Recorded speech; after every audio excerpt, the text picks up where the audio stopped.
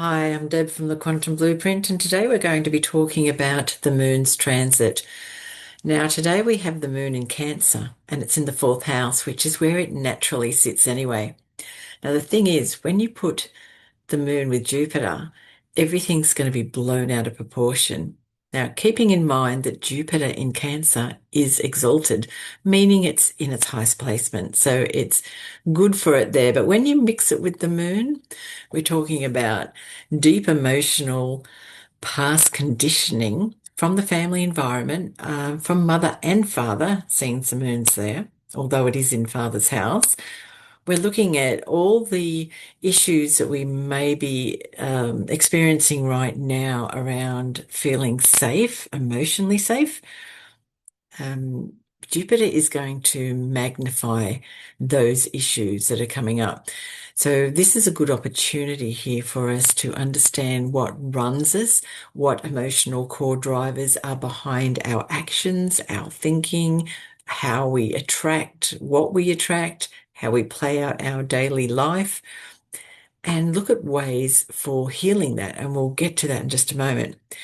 So when we're looking at Jupiter and the moon in the fourth house in Cancer, we're dealing with home, family, emotional safety, our inner foundation, and everything, of course, will be magnified because Jupiter's there. So it's like you've got a microscope on everything.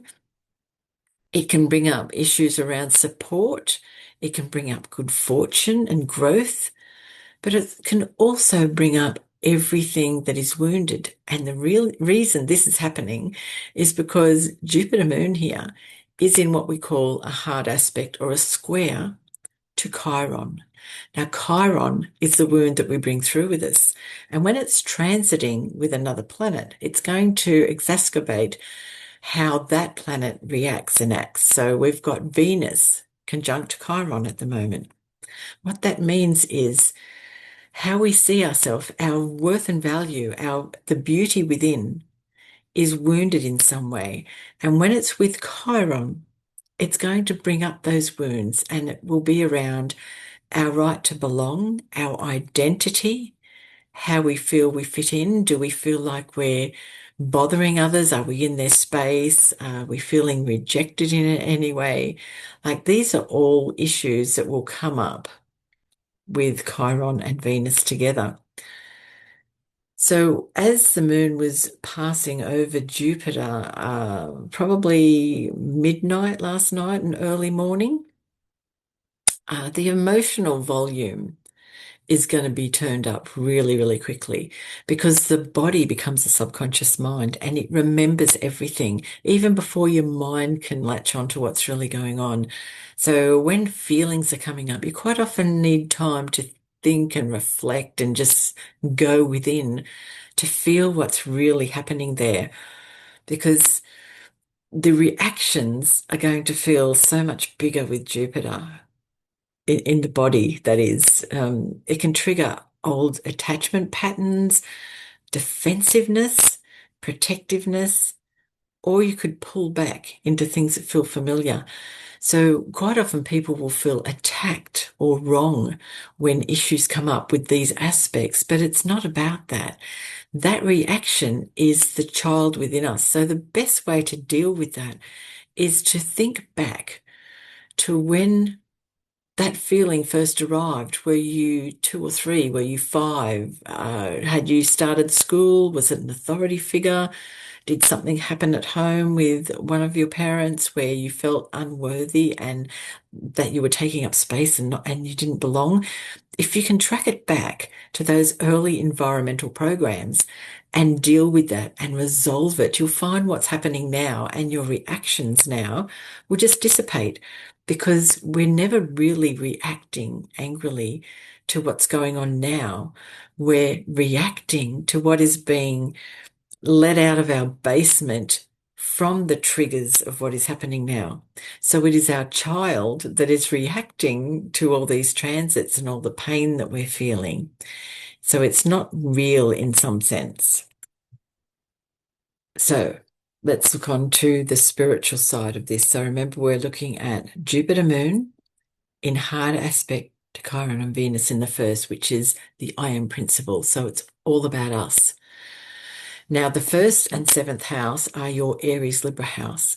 So this is the I am and my relationship houses. And Aries being fire will be the initiator. It'll be the spark. It'll be the agitator, the one that gets things going. And Libra will mirror or project back. So we need to be aware of that axis and the damage it can cause if we're not willing to look at the stuff that's being triggered in it. So spiritually, this square shows the tension between the part of us that wants to feel safe and the part that's trying to be healed. If we're talking epigenetically, old family stress patterns, survival responses can rise through the body because repetition wires into the body and our nervous system reacts to what it's picking up on, not necessarily what's really going on. So this is why our early environment is so important, because our parental imprinting and the old feelings of not belonging will stay stuck in our body here and be triggered later by transits like this. And this is how misunderstandings happen. So the way to heal this is not to judge the reaction, but to identify the belief under it. Trace where it began. Stop calling old programming intuition. Learn to know the difference. There's a massive difference, and we can cover that another day. This transit's asking us to create safety, self-trust, and belonging from the inside so that we're not projecting on the outside. So just remember, when stuff comes up and you're feeling threatened, know that it's your early conditioning being triggered. And the reason it's being triggered is because your body is ready to release it.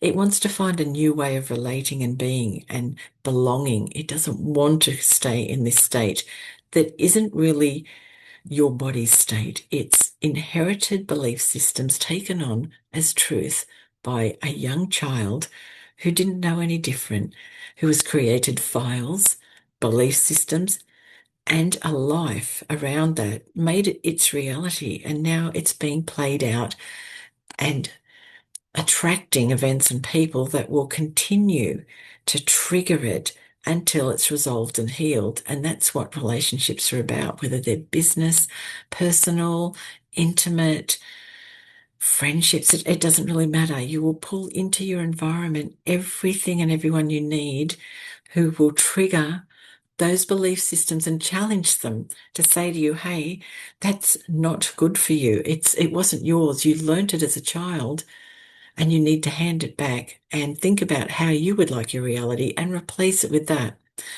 So it's really important, I would say, that we focus on understanding where the conflicts are coming from and reshaping them and remolding them into how we would like our world to be, instead of how we were taught it should be by a family system that was perhaps quite aggressive or dysfunctional or just a little bit too much in every way. So thank you for joining me today. And if you'd like to know more or book in for a session to find out about your early conditioning and the psychological side of the inner and outer planet dynamics, you can reach me at www.quantumblueprint.com.au, or you can check out my Instagram, which is the_quantum_blueprint. Thanks so much for joining me, and we'll chat again tomorrow about what's going on in the sky.